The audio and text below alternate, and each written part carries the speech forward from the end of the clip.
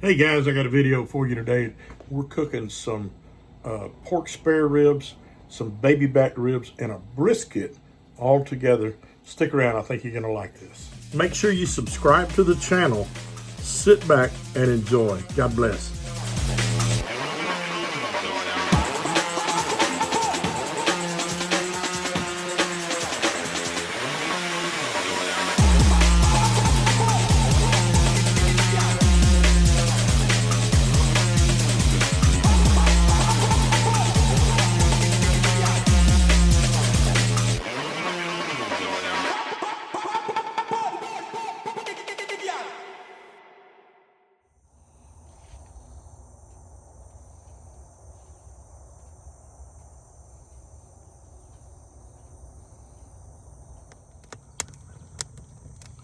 All right, get the fire started. Gonna cook a brisket and some ribs today. Okay guys, we're gonna start out. This is a 19-pound brisket from Kroger, and I trim mine up some, just these like big chunks of fat. You need some fat in there because that's where you get a lot of the flavor. But I'm gonna take some of the bulk of it out of there. Besides that, I have a lot of y'all know we have Rosie here, our Great Pyrenees. Rosie likes brisket fat too. Turn this over.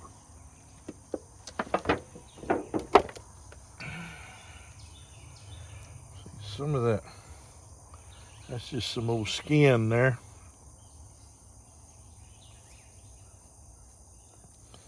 We don't really need that.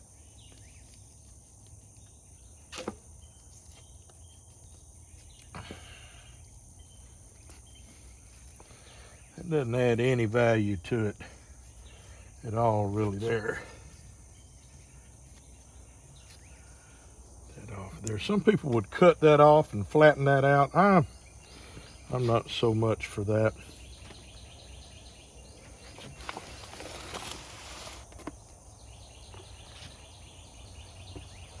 Got a pretty good, this one's not too bad really, but got a pretty good chunk of fat down along the side. I'm gonna cut some of that off of there.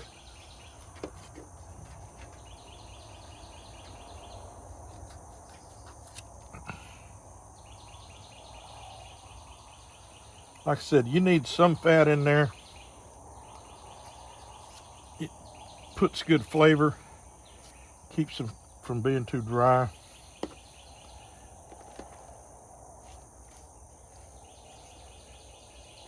But you don't have to have all of that.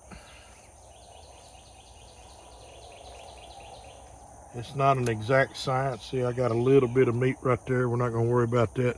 Rosie knows what to do with that.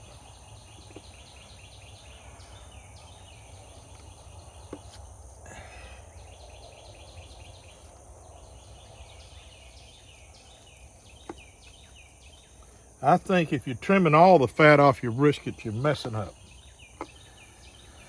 You need some of that in there. I try to just remove where there's big chunks. Although a lot of this will render down when you cook it, it means it'll just kind of melt into it. Some of these have a big, deep pocket of fat. There's some right in there. We're gonna leave that. Sometimes you can feel it's like a chunk in there. This one's pretty nice, really, overall.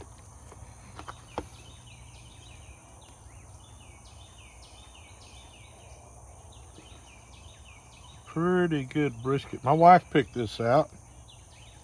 She did it.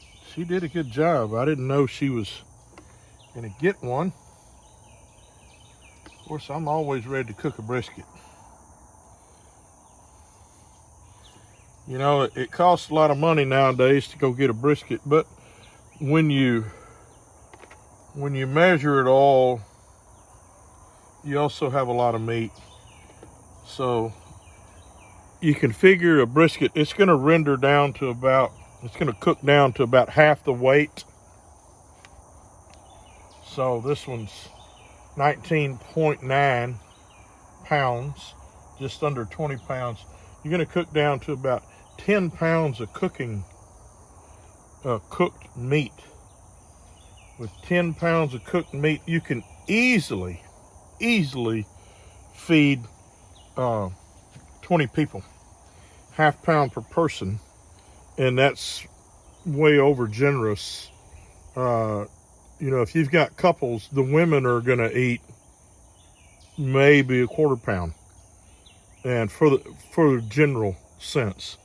So with 10 pounds of cooked brisket, and you got all the other stuff to go with it, you know, you're looking at, you could feed probably 25, 30 people. So really that's a third of a pound per person. That's along with beans and potato salad and all that, everybody's going to be full and have a good time. So when you're talking about this one cost, I think it was $76. You're talking about really $76. You're going to feed, let's say 30 people. You know what? that's not too bad. That's not too bad at all. So you're talking about less than. Let's say if it was the brisket cost you $90, and you're gonna feed 30 people, you're gonna feed them $3 a piece on the meat. Hey, that's just, it's a lot of work cooking it yourself, but hey, it's worth it. Okay, I've got primarily 2 seasonings that I use on brisket and the ribs both, and one's going to be this Tony Chachere's Creole seasoning, and the other is just good old granulated garlic. And you want to put a fairly generous amount on here, because keep in mind this is all on the outside, so there's a good bit of meat inside that when you cut this up and you mix it around, it's going to have to be enough seasoning for what's inside also.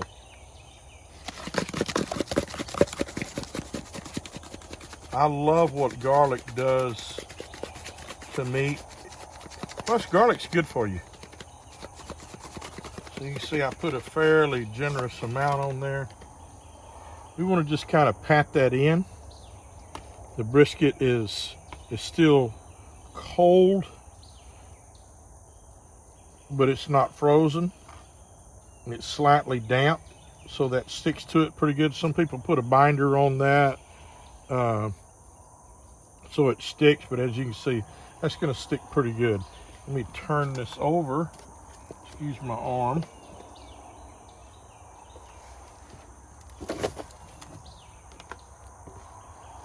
Boy, look at all that meat there.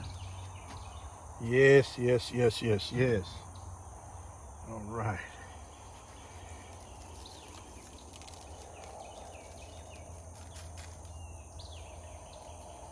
I try to take my time and get it on there pretty evenly, so it's not globbed in any one area. Glob, that's a good old East Texas term, but everybody knows what it means, don't they? Some people say, oh, put your garlic first, put your other seasonings first. Some people just use black pepper and salt, and hey, it's your brisket. Cook it how you want to. I like Creole seasoning and garlic powder. There is some garlic powder in the Creole seasoning, but I just like what they do together. I like extra in there. Just kind of pat that down so when we put it on there, it's not going to fall off. Okay, we've got our smoke rolling in this thing. It's not real hot, but look at that smoke. Yes, yes, yes, yes, yes. That's what we want. I like to do about 1.5 hours on the smoke. Let's get our brisket. Lay it in there. There's a big old chunk of meat. I like to put my fat side up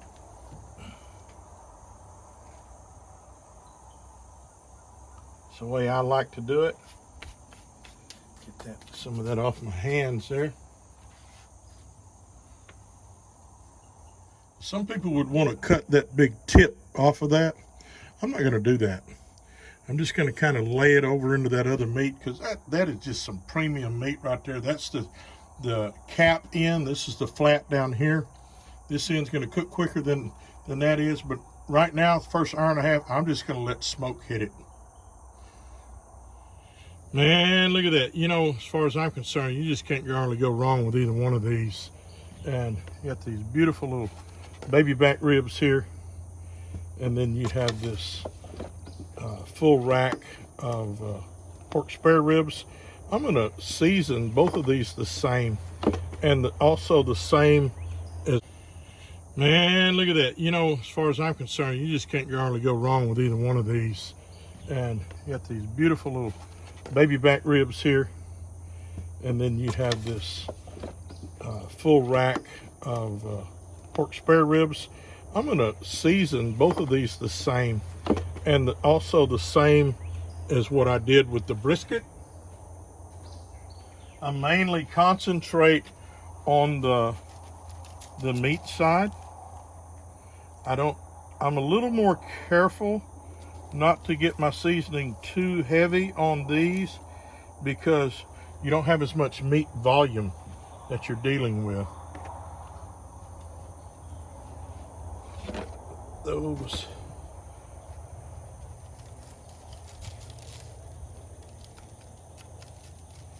And look at that seasoning going on there.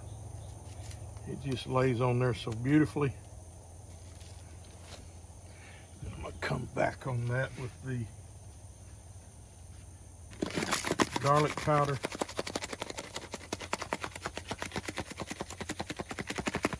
Ooh, look at that, look at that, look at that, look at that.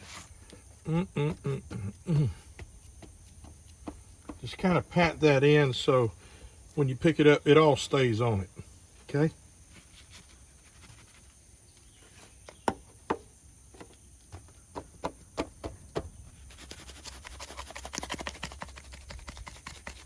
Yeah, I don't go as heavy on the seasoning on the ribs.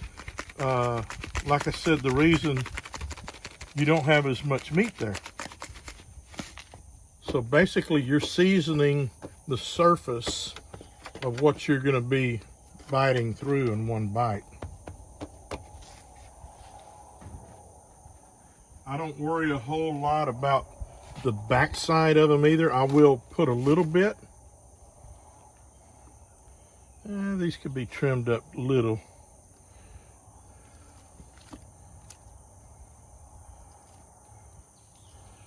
I don't get carried away with trimming all this off here, because again, that fat is flavor. Just some, it's just kind of loose on there. Rosie knows what to do with all that. I'm also not going to worry about pulling that membrane off the back of there. This doesn't have a big overlap lip, but you got some meat right here, surface that we want to make sure that we get a little seasoning on. We don't want that to be bland. You don't have that so much on the baby backs because they've been trimmed.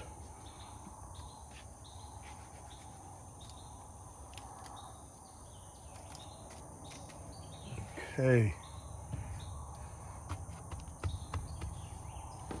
See the back side of the baby backs, it's pretty much bone back there. I'm not going to mess with this side too much. See how that just kind of married to that?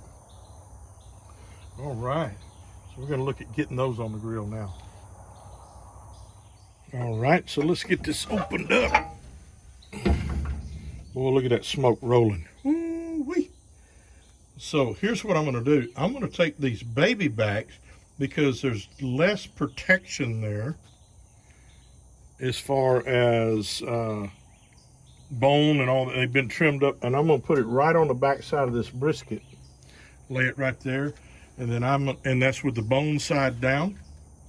And then I'm going to take these right here,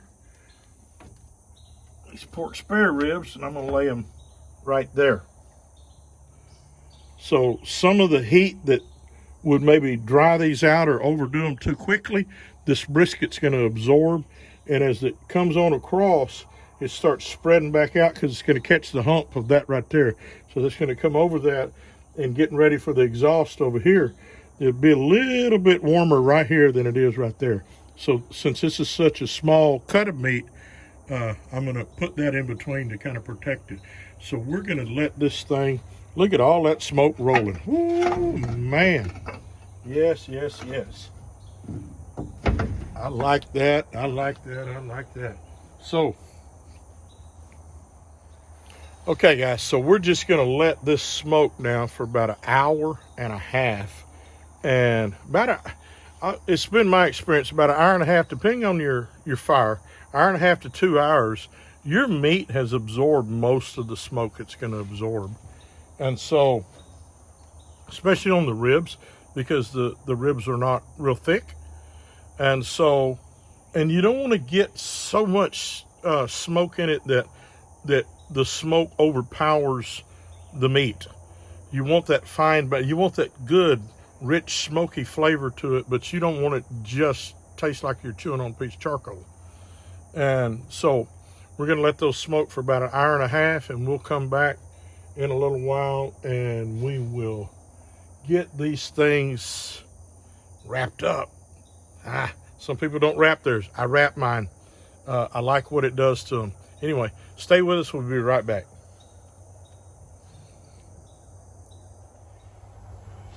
Okay.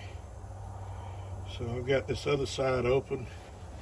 You see I've got sort of a little patch on my grill right there. I got a grate sitting on that where that would burn out. This is where the heat is the hottest, right down here on this end. So take this rack of ribs right here, and I'm gonna lay that right there. Take that one right there and lay it right there. And I'm gonna let that heat hit them things for just a little bit and really drive some heat in there and let it start kind of caramelizing that a little bit. Okay guys, I'm gonna put my gloves on here and I'm gonna pull these ribs out, let you get a look at them. I can tell, I don't use thermometers on this grill, but I can tell the heat from the, oh yeah.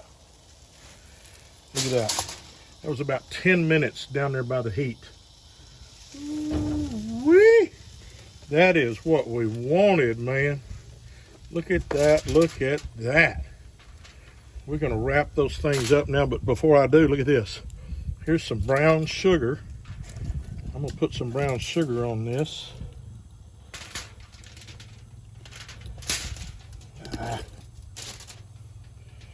This stuff kind of clumps up. I like what this brown sugar does to it. That's what these things needed too. They needed that bump of heat to kick that in. Man, oh man, would you look at that. Just gonna lay that over. I use a heavy duty aluminum foil also.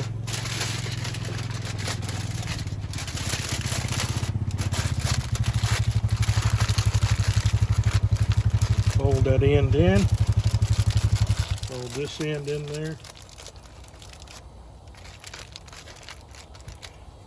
We'll go to the next slab. Okay, we're going to come out with that other was the baby back. Here's our spare ribs. Would you look at that? My goodness gracious. If that right there don't make you want some ribs, you just don't like ribs, all I can say. If you don't like ribs, I don't know if we can be friends. I'm gonna zoom in on that. Would you look at that? Oh, golly. There's Sis Jan. Wave, Sis Jan. Hey, hey. All right, we're going to do the same thing with this right here. Let me close this smoke hole behind me. Woo! Okay. We're going to run some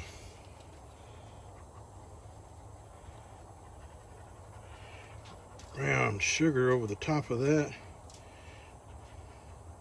There's no certain measurement. You just put what you want. You may not want it at all. I like what it does to them. I like that little sweet kickback it gives. If you're diabetic, I don't think you have to worry about that. It's not anything overpowering. Look at that. Hoping we got enough on this one piece. Oh yeah, yeah. Okay.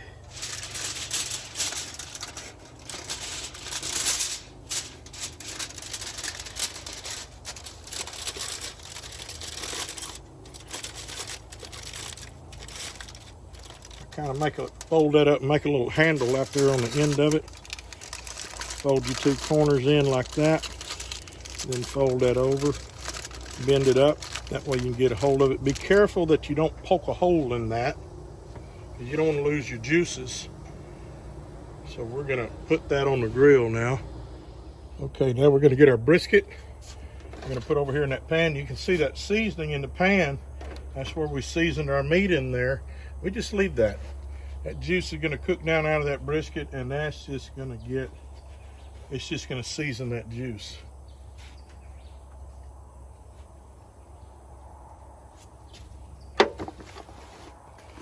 Man, look at that chunk of meat.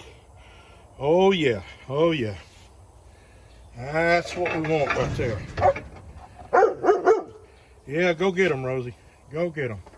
All right, let me get these gloves off. We'll get some foil and put over the top of that.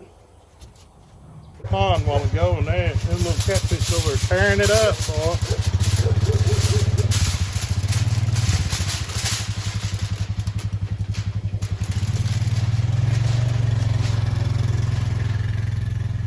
You don't have to have a lot of excess here. You just need enough to cover it, that's all.